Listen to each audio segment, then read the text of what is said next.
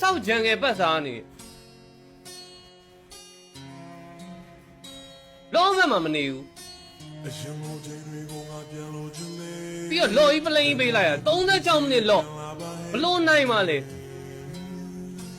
ပြီးတော့နောက်ဆုံးမှရောက်လာတယ်ကြည့်အောင် damage တစ်ချက်ပဲပေးတယ်ဒီမှာကြည့်အဲ့ကောင်ပေးတဲ့ damage တွေကိုမင်းချိုး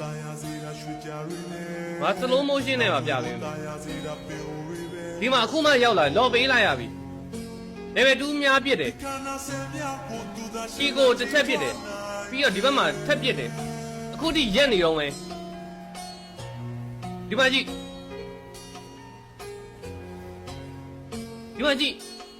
ပြားထက်ချိန်တယ်သူ့သင်ကအသေးချ